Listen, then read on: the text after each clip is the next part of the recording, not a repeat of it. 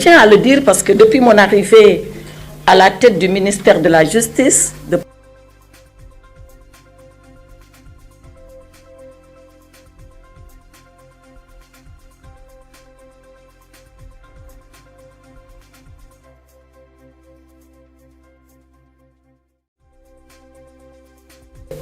je ne répondrai pas dans un moment politique très intense.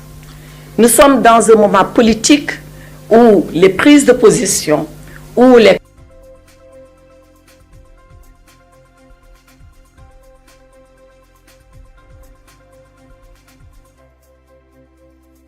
décisions, où les actions sont regardées, pesées, sous-pesées et jugées à l'aune des circonstances et de la situation politique. Parce que la situation est grave, pas dans le sens où c'est dangereux. Elle est grave dans le sens où c'est une situation politique qui est solennelle. Le Sénégal doit se choisir un président de la République. Et pour ça,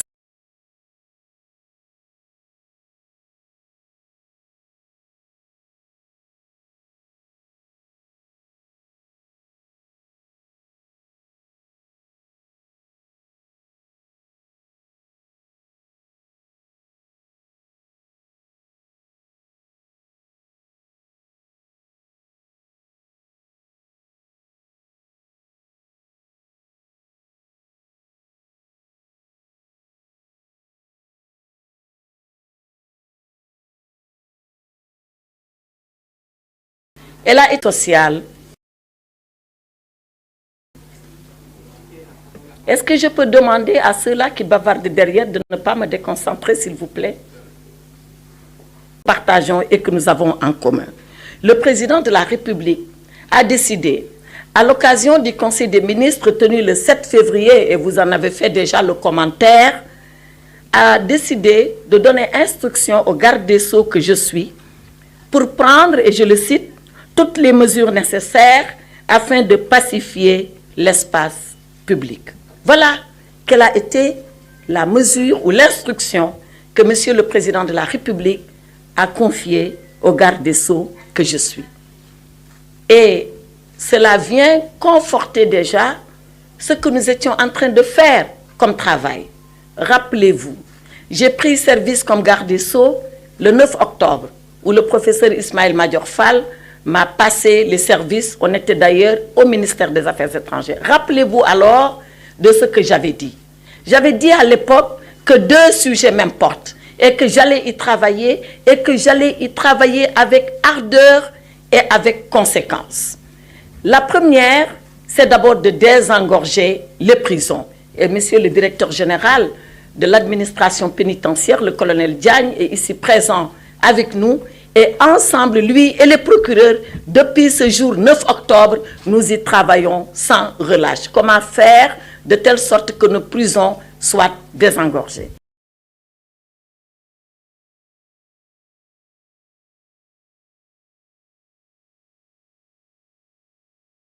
La deuxième chose que j'avais dite du moins, c'est de lutter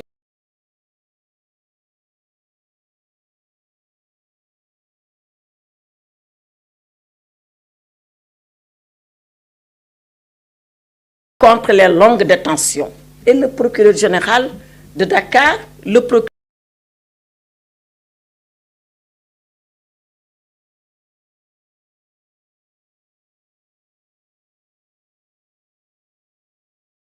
de la République, le délégué du procureur pour rappel. Et vous étiez là au mois de décembre, le 21 décembre, nous avons tenu ici à Dakar, au lac, celui de Saint-Louis,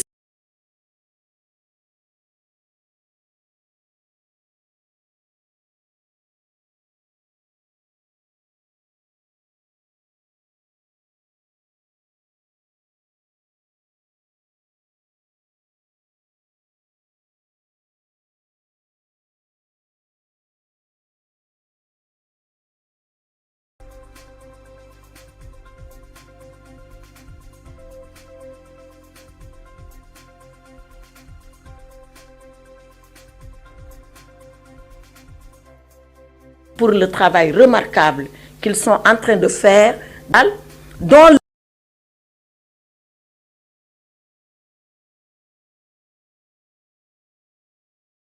le thème, rappelez-vous, était les longues détentions, la lutte contre les longues détentions.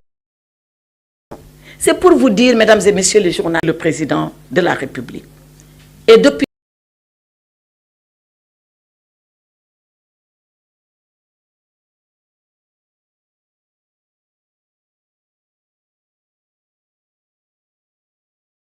lors, bien avant ces libérations auxquelles vous avez assisté ces dernières heures, plus massives, mais depuis lors, nous sommes sur cette cadence de libérer le port du bracelet électronique et les libérations conditionnelles s'il se trouvait qui leur avait été infligé par le juge. Donc c'est pour vous dire que la volonté d'apaiser l'espace public est une ancienne volonté. Elle date surtout de novembre, quand les parquetiers ont décidé de cela autour de moi et autour du ministre El Hadj Mohamed, solennel par cette décision de Monsieur le Président de la République lors du Conseil des ministres du 7 février. Donc, je vous ai donné le prétexte, je vous ai décrit le contexte, maintenant je vais vous lire le texte. Comment tout cela se fait? C'est ça le texte. Pour dire que voilà, nous sommes dans une situation politique, ces personnes avaient été arrêtées pour des raisons politiques, que ce sont même des détenus politiques, et maintenant encore, pour des raisons politiques, on a décidé de les libérer. Cela est faux. Cela est complètement faux. Et je m'inscris en faux contre ces assertions. En réalité, toutes ces personnes qui ont été libérées avaient été détenues à l'occasion de manifestations de troubles à l'ordre public. Peut-être qu'elles avaient leur volonté politique qu'elles voulaient démontrer, politique auxquelles elles appartenaient. Mais les raisons qui les ont envoyées en prison n'ont jamais été des personnes.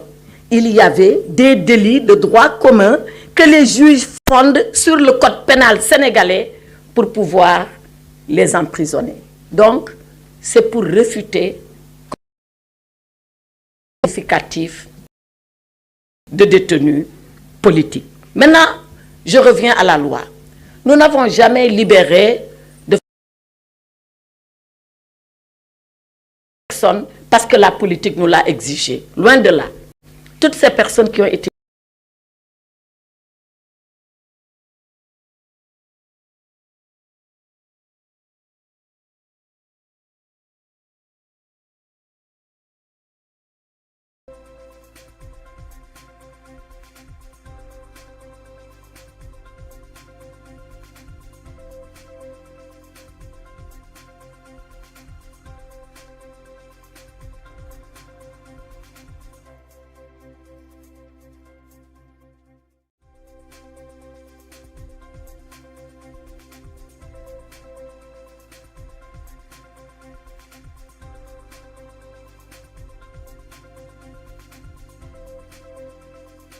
apaisement souhaité par le président, lorsqu'il pense que la personne mérite de bénéficier d'une liberté provisoire, de ne même pas attendre son avocat.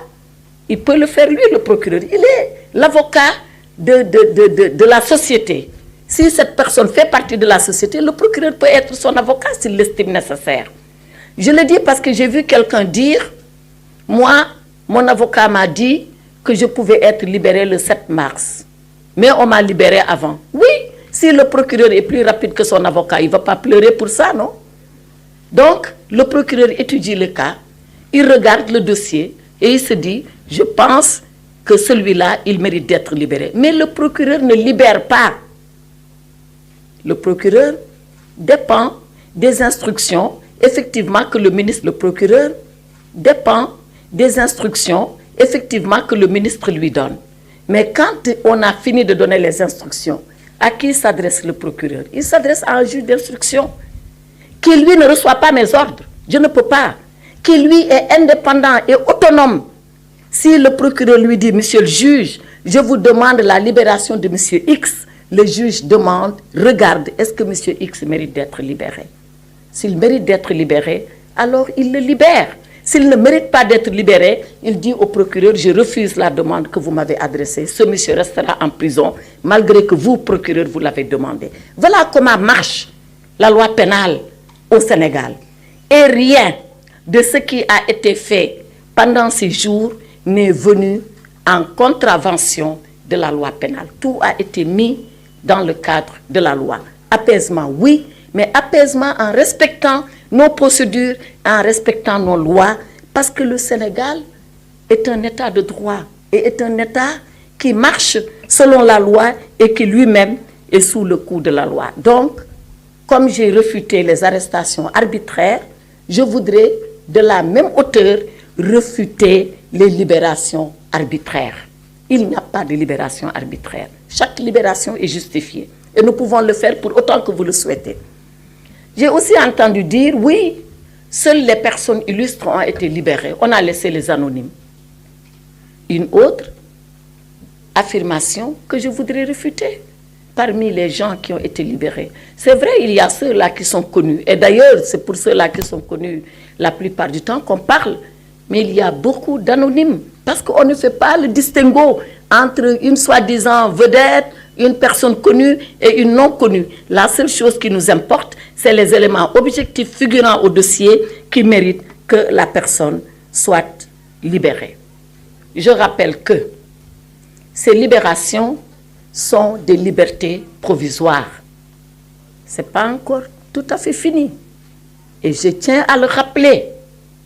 Les gens, je l'espère, auront la substance de toutes ces leçons apprises. Je l'espère bien. Mais que personne ne s'avise à penser que l'aventure s'arrête là. Les juridictions vont continuer leur travail parce que c'est de leur devoir et de leur responsabilité que de le faire. Donc ce sont des libertés provisoires. Je le dis parce que beaucoup se sont dit, mais on va être indemnisé parce qu'on a été injustement emprisonnés. Ils ont été emprisonnés, oui, injustement, non. Et quand est-ce qu'une indemnisation pourra intervenir? Seulement quand un juge de jugement, pas le procureur, pas le juge de l'instruction, quand le juge qui va juger définitivement l'affaire va leur dire, je considère que vous n'avez rien fait. Quand un juge devant le tribunal le dira et que cette décision est devenue définitive, alors oui, cette personne peut prétendre à être indemnisée. Pour le moment, je le rappelle, ce sont des libérations provisoires sous certaines conditions et je ne voudrais pas que dans l'euphorie ambiante et générale, que ces gens pensent qu'ils en ont fini. Je souhaite qu'ils en terminent avec la justice, mais ils n'en termineront que lorsque le jugement définitif sera. Elle s'applique parce que nous devons garantir l'ordre public. Et qui garantit l'ordre public? L'ordre public est garanti par l'État au travers de ses services. Ces services, c'est la justice, d'abord. Et je voudrais rendre hommage à tous ces magistrats qui, pendant des temps difficiles, ont pu, matin, midi, soir, de jour comme de nuit, abandonnant leur famille, abandonnant toutes leurs activités, ne se consacrant qu'à une chose, faire de telle sorte que l'ordre public et la stabilité règnent au Sénégal. Je voudrais leur rendre hommage parce que ces temps-là ont été des temps éprouvants et pour eux, bien sûr pour tous les Sénégalais, mais particulièrement pour eux. Je voudrais également dire la même chose aux forces de défense et de sécurité. Parce que si nous sommes là en train de parler, si nous sommes là en train de faire des commentaires, si nous sommes là que chacun travaille, que chacun puisse vaquer à ses occupations, c'est parce que les forces de défense et de sécurité, la gendarmerie, la police nationale, ils ont fait leur devoir. Et ils l'ont fait sans murmure et sans commentaire, parce que c'est leur destin et ce qu'ils ont choisi de faire pour leur pays, donc pour le Sénégal. Mais nous ne devons jamais oublier que si nous sommes tranquilles, c'est parce qu'eux sont dans la rue. S'ils étaient chez eux comme nous étions chez nous, alors il en serait autrement. Et c'est l'occasion ici de leur rendre cet hommage appuyé. Également, rendre hommage à l'administration pénitentiaire. J'ai entendu très souvent les gens sortis de prison dire « oui, il y avait des mineurs qu'on avait torturés ». Les mineurs au Sénégal, ils ont un statut particulier. On n'a jamais emprisonné un mineur dans là où on emprisonne les majeurs. Ça n'existe pas. Les mineurs, ils sont ce qu'on appelle communément ici à Dakar, au Fort B. Et dans toutes les prisons, il en est ainsi. Les mineurs sont séparés des majeurs. Maintenant, quelqu'un dit oui, c'est un mineur parce qu'il a 19 ans. Mais 19 ans, c'est une majorité pénale. Hein? Qui est majeur au Sénégal? La majorité pénale, c'est 16 ans. La majorité électorale, vous le savez, c'est 18 ans. La majorité civile, c'était 21 ans jusqu'il y a quelques moments, et c'est revenu à 18 ans. Donc, les majorités s'apprécient au regard de l'acte qui a été posé ou de l'acte qu'on veut engager. Il n'y a pas une majorité pour tout le monde. Donc, quelqu'un peut avoir 19 ans, et même s'il a 19 ans, il est majeur sur le plan pénal. On dit oui, ils ont été torturés. La torture, elle est punie au Sénégal. Elle est condamnée au Sénégal.